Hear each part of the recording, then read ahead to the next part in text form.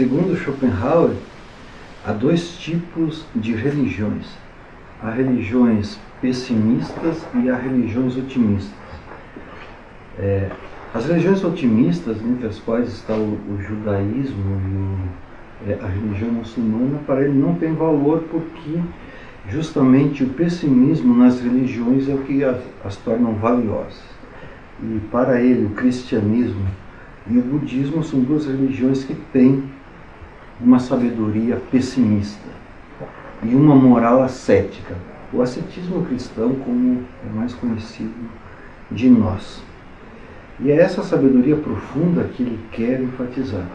E é importante colocar, porque os antigos, eles não se autodenominavam pessimistas. No Antigo Testamento, o livro de Jó, Eclesiastes, Jó não dizia eu sou pessimista. O pessimismo é uma doutrina moderna que tenta atribuir aos antigos esse lamento, essa manifestação sobre as dores do mundo, o mal de viver, como dizem os franceses, o mal do século. Mas é uma doutrina moderna, e Schopenhauer é o principal representante. O que faz Schopenhauer? Ele tenta reconstruir as principais manifestações que seriam pessimistas da antiguidade, nas religiões e na literatura, com as doutrinas modernas, artistas, literatura, em vários campos. E ele constrói um conceito de pessimismo. E esse conceito de pessimismo está ligado à negação da vontade, o querer viver, que é o terceiro ponto que vamos ver em seguida. Vamos ver então onde está a sabedoria pessimista. Os povos assírios e babilônicos, que são antiquíssimos, expressaram o desespero e a dor de viver. Reis persas também expressaram as dores da vida, assim como a tradição de Mitras, que é na Ásia Menor. Os gregos expressaram a visão pessimista de mundo em Dioniso e no Sileno. Os mitos gregos, os mitos germânicos expressam, muitas vezes de modo figurado, o pessimismo. E também testemunhos que foram legados a nós, os túmulos dos etruscos, as doutrinas dos órficos. O brahmanismo, segundo Schopenhauer, ele tem, assim como o cristianismo, o Novo Testamento, expressam elementos indestrutíveis da verdade pessimista. Schopenhauer retrata bem o que seria o Novo Testamento, Jesus, tanto assim que ele reinterpreta a Santíssima Trindade. Deus, o Pai, cria o mundo, expressa a afirmação da vontade divina. Jesus, o Filho, expressa a negação da vida. É preciso morrer para esse mundo para conquistar a paz, a tranquilidade e a vida eterna. E o Espírito Santo simplesmente consuma essa negação do querer viver. O Antigo Testamento, Schopenhauer valoriza os judeus até certo ponto, porque lá pelas tantas eles colocariam uma doutrina da imortalidade da alma e uma recompensa que para ele complicaria o pessimismo, mas o livro de Jó e do Eclesiastes expressariam bem o Novo Testamento, explicariam bem o pessimismo. E o Novo Testamento, as cartas de São João principalmente, testemunhariam esse ascetismo, essa essência pessimista, a negação da vida no cristianismo, assim como então o brahmanismo, o budismo, a filosofia Vedanta na Índia. E ele cita também exemplo de vários povos, os mexicanos antigos, que ele diz que havia um costume em que os pais, os parentes, saudavam o recém-nascido com as seguintes palavras: viva e sofra. Essa ideia de que a vida é repleta de sofrimento. E é o Novo Testamento que expressaria mais esse microcétio, e os primeiros padres da Igreja, o cristianismo primitivo, São Clemente, por exemplo. E ele tenta expressar através de conceitos uma sabedoria que está expressa de modo religioso, em fábulas, em imagens, em parábolas. Por exemplo, como expressar em termos conceituais a verdade do mito da queda de Adão e Eva no paraíso, que vocês conhecem muito bem. Esse mito, para Schopenhauer, seria uma alegoria, uma forma alegórica para expressar como a vontade se afirma e como a vontade se nega. Adão e Jesus seriam duas direções possíveis da vontade. O primeiro, Adão, afirma a vontade e Jesus nega a vontade. Só há uma vontade, a vontade de viver, que se afirma através desses fenômenos do prazer e da dor. E com isso, Schopenhauer critica Hegel, que coloca 3 momentos de o espírito que se nega, se autossupera até chegar ao espírito absoluto, sempre numa lógica, a negação da negação leva a uma afirmação superior. Para Schopenhauer, a negação do querer viver seria um progressivo negar as dores e sofrimentos da vida. E contra Hegel, Schopenhauer não poupa expressões. Uma das mais, digamos assim, mais modestas e agradáveis é charlatão, mas ele diz palavras muito mais agressivas contra Hegel e contra Leibniz também, como nós vimos. O que Schopenhauer pretende? Que o verdadeiro filósofo consagre sua vida à busca da verdade. O Mundo com Vontade e Representação tem lá Vitam impende vero, a citação latina como epígrafe, consagrar a vida à verdade, mesmo com todos os sofrimentos que a vida comporta. Então, a sabedoria, em última instância, ela é a sabedoria do mundo. Tem uma parte teórica, uma parte prática, e a parte prática que mais interessa a Schopenhauer. E por isso ele vai tratar também em textos de literatura como se expressou a sabedoria pessimista, em termos artísticos e em termos mais abstratos. As tragédias gregas autênticas são aquelas que ensinam que a vida do herói e a vida de cada mortal sempre conduzem a muitos desgostos e infortúnios. Édipo Rei é um exemplo típico de uma tragédia que apresenta os grandes sofrimentos do herói. Édipo, o assassino de seu pai, que casa com sua mãe e que é punido por ele mesmo sem culpa, sem ele saber, ele ter cometido esses crimes. E por isso o ensinamento da tragédia é que a vida guia muitas dores e a muitos sofrimentos, e que o melhor é se eximir, é se abster de causar sofrimentos a outras pessoas.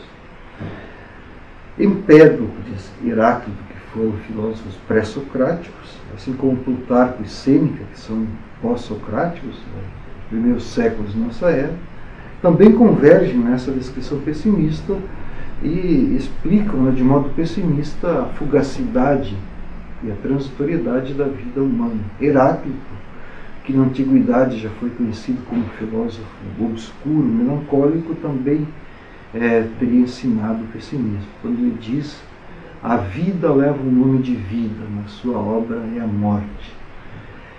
E Sócrates, como Platão narra na Apologia de Sócrates, teria afirmado: o sono profundo é preferível à vida. Por isso ele vai citar também místicos como o mestre Eckhart, e na literatura moderna, Lord Byron, Calderón de la Barca, Leopardi, que são grandes pessimistas também, como foram conhecidos. Então concluímos essa parte sobre a sabedoria dos antigos, e passamos agora à terceira e última parte, que é quando Schopenhauer tenta elaborar a sua doutrina da vontade de viver, guiando até o nada a negação da vontade de viver, passando pelo ascetismo, pelos exercícios de ascese, que são condições necessárias para isso, são ligados à ética. Veja bem, cada um de nós possui um núcleo íntimo, um núcleo próprio, que é a vontade, o caráter próprio de cada um. Então a vontade expressa o caráter próprio de cada um de nós, e aí resume a vida, a natureza como um todo. E a vontade, como eu falei, é a coisa em si. Schopenhauer vai tratar da vontade em termos metafísicos, mas a solução que ele dá para o problema do valor da vida é uma solução prática, que é através da ética e da ascética, como nós veremos em seguida. Ele afirma, então, a vontade é a coisa em si, o conteúdo interno, o essencial do mundo. A vida e o mundo visível são o fenômeno, apenas o espelho da vontade. Desse modo, este mundo acompanhará tão inseparavelmente a vontade, assim como o corpo acompanha a sua sombra. E onde a vontade estiver, ali também estará a vida. Vejam bem, Schopenhauer está dizendo o seguinte, no mundo com vontade e representação. A vontade é vontade de viver. Ela tem duas partes, o mundo é coisa em si e é fenômeno, é vontade e é fenômeno, mas são inseparáveis, porque o fenômeno que aparece é inseparável da sua raiz metafísica.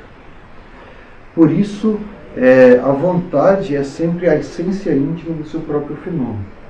Não há um fenômeno que não reconduz à vontade. E o que Schopenhauer quer dizer é o seguinte: se nós tivermos um olhar profundo, metafísico, uma visão metafísica do mundo, nós vamos perceber que todos os fenômenos, manifestações do mundo, que nos parecem tão diversos, tão opostos, diferentes para o nosso entendimento, para o nosso intelecto, para a visão pura do gênio, todos os fenômenos reconduzem a uma mesma raiz, a vontade. Seria semelhante a um caleidoscópio, várias cores, que quando nós giramos rapidamente, elas se fundem e vemos apenas o branco. Essa seria a visão metafísica, contemplar tudo o que acontece no mundo como sendo a manifestação de uma só vontade. Por isso, Schopenhauer é contra o egoísmo, porque ser egoísta, ser individualista, buscar o bem para si próprio às custas de causar dano, sofrimento aos outros, isso é o problema, isso é antiético, é imoral por excelência. E a ação moral é justamente uma ação feita em vista dos outros, para o bem dos outros ou para diminuir o sofrimento dos outros. Mas a vontade é um fundo obscuro, porque é instinto, é pulsão que nós nunca conhecemos completamente. O sujeito humano que tudo conhece fora de si não consegue conhecer bem a sua essência. E a vontade é essa essência íntima, indestrutível do ser humano. E para conhecer esse núcleo íntimo, não é um conhecimento teórico, mas é através da própria arte da renúncia, da ética e do ascetismo, para que nós conhecemos o ser íntimo de cada um, para que as nossas ações não sejam ações egoístas. Então, ação moral é uma ação não egoísta, é uma ação voltada para os outros. Uma ação egoísta, por sua natureza, é uma ação imoral. E aqui eu queria citar como Schopenhauer compreende.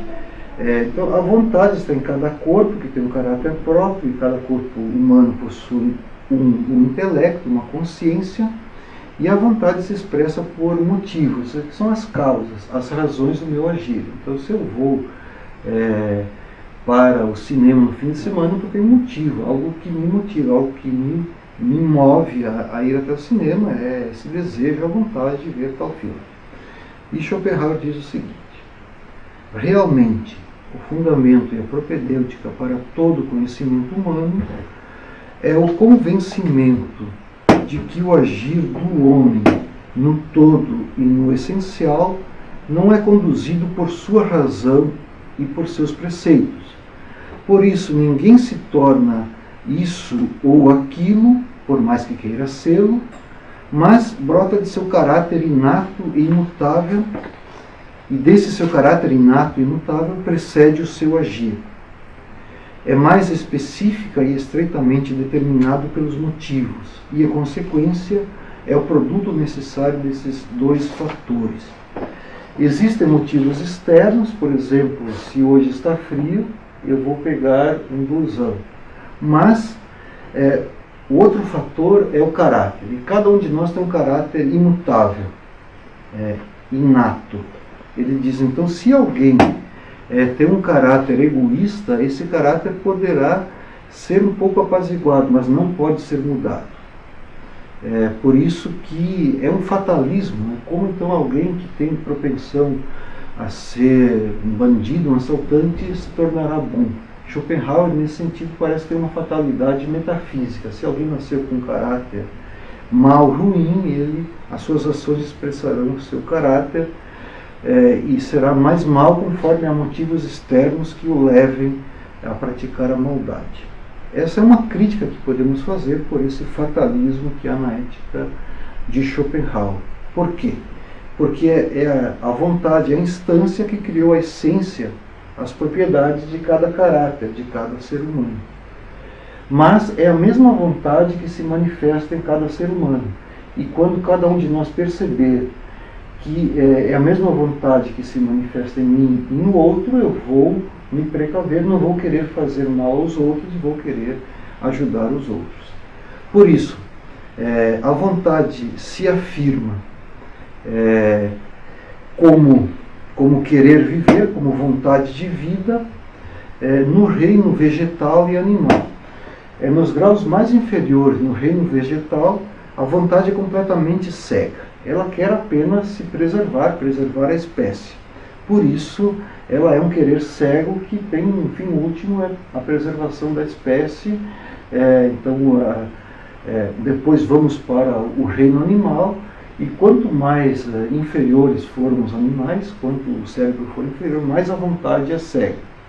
Nos animais superiores, com o cérebro mais avantajado, a vontade começa a tomar consciência. E o homem é o único animal com consciência, no qual a vontade pode tomar consciência de que ela é ao mesmo tempo o que causa prazer, mas também o que sofre as consequências das dores. Então causa as dores e sofre as dores. É como se nós mordêssemos na própria carne, porque é a mesma vontade que causa dores para os seres vivos, a mesma vontade de viver. Essa seria a percepção que o budismo teve, por isso a reencarnação, a metempsicose, muitos povos expressariam essa ideia de que a vida seria um todo único e que nós não deveríamos causar dor para nenhum ser vivo. Schopenhauer tinha um cãozinho, um poodle, e ele ficava furioso quando maltratava os animais, porque é a mesma vontade de vida que se expressa nos animais inferiores nos seres humanos. Com isso, se a vontade de viver ela é a causa de muitas dores e poucos prazeres, embora ela seja necessária para a conservação da vida, Schopenhauer quer fazer a transição para a negação da vida. E aí ele diz, na obra Parerga e Paralipomeno: arranquemos a vida os poucos instantes da religião, da arte e do puro amor. O que resta senão uma cadeia de pensamentos triviais? Por isso, Schopenhauer quer inverter o modo como nós habitualmente compreendemos a vida. Para ele, para o pessimista, a vontade de vida é negativa. Ela é aniquilação, ela é passagem para o nada. Por quê? Porque ela aniquila o que há de mais nobre no ser humano, que é a ética, a sua bem-aventurança. E veja bem, o santo, o asceta, é aquele ser que consegue quase totalmente suprimir em si a vontade e que ajuda os outros e que transmite uma aura de bem-aventurança. Isso para ele é a suprema alegria que nós podemos alcançar na vida. causar poucas dores aos outros e nos contentarmos com as alegrias que têm um caráter mais espiritual. Embora, como eu disse, Schopenhauer nunca conseguiu e não se esforçou muito por se livrar dos prazeres carnais, podemos dizer. Se nós tomarmos uma metáfora, então, o coração. O coração tem a diástole e a sístole. Então, a diástole é a afirmação que nós mais conhecemos, a afirmação do querer viver. E a sístole é a contração, o retorno para si, da vontade. Então, a vontade de viver após afirmar a si mesmo em todos os seres vivos, desde os inferiores do mundo vegetal até os superiores do mundo animal, quer negar a si mesmo. No ser humano, por isso que nós, seres humanos, somos tão importantes no conjunto da vida natural. Cito Schopenhauer: a virada da vontade para a vida é com certeza para nós uma passagem para o nada, pois tudo o que nomeamos existente, este mundo ele mesmo, é justamente manifestação da vontade para a vida. O seu conteúdo, ali onde ela dá entrada, do modo mais perfeito e mais claro, é o homem. Ela é a mais perfeita objetividade da vontade para a vida e se anuncia como um querer concreto, isso é, com necessidades concretas, enquanto concreção de mil carências. A sua existência é um permanente necessitar, cuja satisfação mantém sua vida, que afinal consiste nisso. Vejam bem, outra imagem que Schopenhauer dá. O movimento da vida humana é semelhante a um pêndulo que oscila entre a dor e o tédio. Então, quando nós afirmamos a vontade de vida, a consequência é a dor. Os prazeres eles são fugazes, passageiros. Quando a dor é suprimida, nós ficamos entediados. E para voltarmos à vida, criamos novos prazeres e novamente dores. E vamos sempre nos movendo entre a dor e o tédio, entremeados de prazeres fugazes. E o movimento que Schopenhauer quer fazer é justamente que, após a vontade perceber todos os sofrimentos que ela causa e os poucos prazeres que são conseguidos, e nós utilizemos a nossa consciência, o nosso intelecto, não mais a serviço da vontade, mas que o intelecto consiga mostrar que é possível querer um outro caminho. A vontade que sempre quis, agora é capaz de não querer. Ou seja, o caminho para o nada. Esse seria o passo decisivo, mas é um caminho que pouquíssimas pessoas conseguiriam fazer. E somente o eremita, o santo, o asceta que conseguiria. Na vida ética, nós conseguiríamos até certo ponto minimizar as dores, ajudar os outros. A ética da compaixão. Mas o santo, ele radicalizaria esse movimento e daria essa guinada radical no interior da vontade de vida. E aí é que vem um momento importante, porque para o santo, o mundo dos fenômenos, tudo que nós vemos, desaparece com a supressão da vontade. O mundo todo se aniquilaria porque é suprimida aquilo que é a condição de todos os fenômenos, a vontade. Então, se essa vontade é a raiz metafísica de todos os fenômenos, o impulso que move todo o universo, se a vontade for suprimida, o mundo todo seria suprimido. Aí Schopenhauer diz: o que resta, além disso, nós o chamamos nada. E contra esta passagem ao nada, arrepia-se a nossa natureza. Isso acontece porque somos nós mesmos a vontade de vida. E o que em nós é cognoscível é a sua manifestação. Enquanto nós estamos imbuídos da vontade de vida, enquanto somos egoístas, para nós o nada é algo horrível. Mas quando nós percebemos que o mundo de muitas paixões e desejos, eles são negativos, isso seria o nada. E a bem-aventurança seria o nirvana, a calmaria, o apaziguamento dessas paixões. Mas vejam bem, o santo ele não morre, ele continua ainda com um fio tênue de vida, mas a vida nele se reduziu ao mínimo, e essa bem-aventurança que Schopenhauer avalia tanto. Por isso essa contemplação, essa vida, digamos assim, ascética. E para concluir, queria então enfatizar que Schopenhauer tem o mérito de nos fazer repensar em que medida afirmar a vida é ser egoísta e como às vezes se colocar numa perspectiva estranha à vida pode nos dar um outro olhar sobre a vida. Schopenhauer é contra o pessimismo, porque o pessimismo para ele é motivado por um querer egoísta ainda, e ele vai elogiar mais uma vida contemplativa e uma arte pessimista de ser feliz. Ele tenta dar uma solução para essa situação sofredora do homem no mundo e mostra que prazeres são possíveis, mas não prazeres fugazes. Nesse sentido, a ascese e a ética seriam importantes para essa nova arte de viver. E uma última palavra, Schopenhauer talvez tenha sido tão sensível a essa profusão de vida, de paixão, essa intensidade de vida, de impulsos, que ele temia seguir por uma direção afirmadora, instintiva, que ele tentou mostrar que o pessimismo pode ser interessante para nós pensarmos a vida como comportando dores e prazeres, mas que o sofrimento que a vida comporta também é colossal.